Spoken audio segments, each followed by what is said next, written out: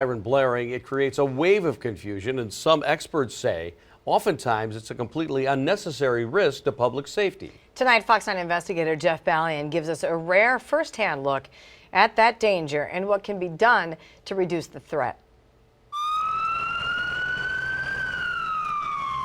Someone needs help, but to get there, they'll have to take a left on Mayhem. Everybody's trying to cut in front. And a right on Dangerous. Some people try to stay in front of us to make the lights. There's been a lot of near misses. Intersections are worst of all. The Fox 9 investigators obtained these videos through the state's open records law. As you can see, it doesn't matter how loud the siren or how bright the lights, the road to a rescue is often riddled with risk. These are the stakes every time an ambulance, a squad car, a fire truck goes hot to a call. I was going to church. Deb Klanowski never made it to Mass that Sunday, almost didn't make it at all. And they told us at that point that she was bleeding to death. Klanowski has no memory of last year's smash-up with an ambulance that ruptured her spleen, punctured a lung, and fractured 11 ribs. So every time I reach or do, move just the wrong way, then it moves and hurts. There are hundreds of medical calls every day in the metro.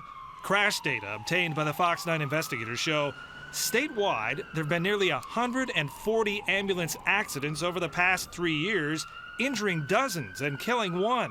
The most serious crashes happened with the rigs running lights and siren.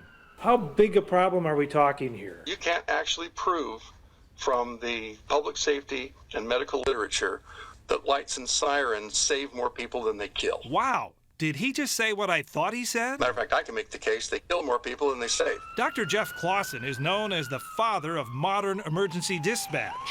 Going lights and siren, he says, typically doesn't save that much time, maybe less than a minute. I was an ambulance driver myself in the early days. It's fun to do. It's a rush.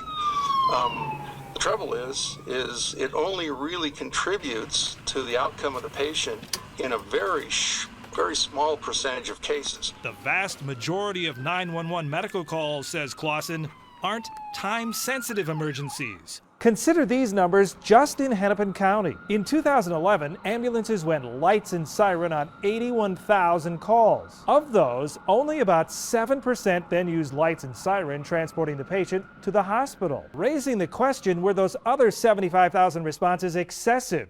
An unnecessary risk to public safety. Is he breathing? That's where a medical dispatcher can help. Exactly what time did these symptoms start? When a call comes in, they try to determine if it's truly a life-threatening emergency. Has he ever had a stroke before? And whether the ambulance needs to respond full tilt. It's time we start doing it right, not just fast. Dr. Clausen developed a dispatch system that's used by agencies across the country, including Alina's ambulance service here in the metro. Was anyone thrown from the vehicle? The software guides the dispatcher through a series of questions to help determine the call's priority. We're going to do a quick test on him for the medics before they arrive, okay? It can also prompt them with life-saving tips to share with the caller. Thank goodness we've noticed our crash rate has gone down since we've gone to this system. I have not been able to get behind the wheel. The fewer calls that go lights and siren, the less likely this can happen. I'm Fox 9 investigator Jeff Ballion.